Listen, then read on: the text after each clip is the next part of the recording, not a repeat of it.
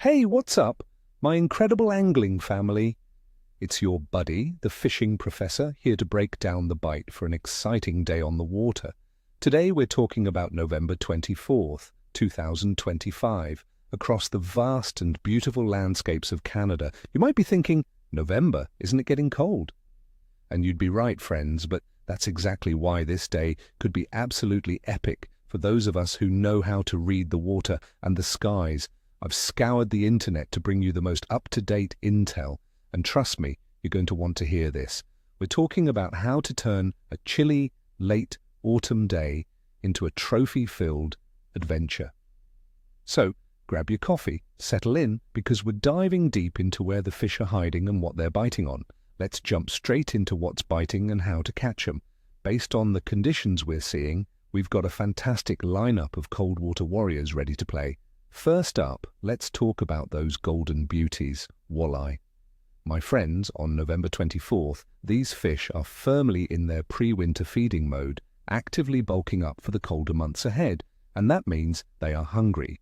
You'll want to target deeper breaks and drop-offs, especially areas with submerged structure or transition lines where a soft bottom meets a hard bottom. The cooling water temperatures, generally around 5 to 11 degrees Celsius or 41 to 52 degrees Fahrenheit, are pushing baitfish to these deeper, more stable environments, and the walleye are following them. For tackle, a slow, methodical retrieve with a jig tipped with a minnow or a deep-diving crankbait will be your secret weapon. Don't be afraid to try scented soft plastics to make your lure irresistible. Next, let's chase the aggressive northern pike. November is prime time for big pike, my friends, as they're often at their fattest and most aggressive all season. Look for them lurking in shallower, weedy bays, especially those with access to deeper water nearby. They'll also be around rocky points and submerged timber, ambushing unsuspecting prey. They are there because the cooler water still holds some active baitfish, and these structures offer perfect hiding spots. For tackle, big baits are the name of the game, friends. Large spinnerbaits, jerkbaits, or even substantial swim baits worked with a slower retrieve will entice those trophy-sized fish. Pike are known to be active in slightly stained water, so don't shy away from areas with a bit less clarity. And for those chasing a true freshwater challenge, let's talk Lake Trout. The colder water is right up their alley. They'll be cruising deeper basins, often near underwater humps or sharp breaks, seeking out schools of baitfish.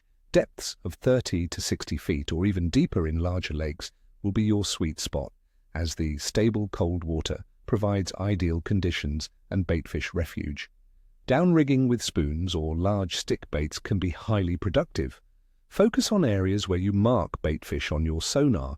The lakers won't be far behind. And a quick note for my friends out west. For those in southern British Columbia, there might still be some tenacious rainbow trout in coastal rivers. A light fly setup or small spinners could land you some unexpected action, especially in systems with good migratory runs. Now let's break down the general conditions for November 24th, 2025 across Canada. Weather-wise, we're looking at typical late autumn conditions. Expect average daytime temperatures to hover around 8 to 9 degrees Celsius or 46 to 48 degrees Fahrenheit, dropping to a chilly 3 to 4 degrees Celsius or 37 to 39 degrees Fahrenheit overnight. The good news is no significant precipitation is expected, which means stable fishing conditions without getting soaked. Wind will likely be light to moderate, coming from various directions, making for chilly but manageable conditions on the water. While exact atmospheric pressure forecasts vary by region, November can often bring some pressure instability. Generally, a rising or stable pressure after a cold front can improve the bite, but quick drops can make fish finicky. Water temperature is definitely on a cooling trend across major Canadian lakes and rivers. Surface water temperatures will generally range from about 5 to 11 degrees Celsius or 41 to 52 degrees Fahrenheit. This cooling trend means fish metabolism is slowing down, but crucially, they are still actively feeding to build up fat reserves for the coming winter.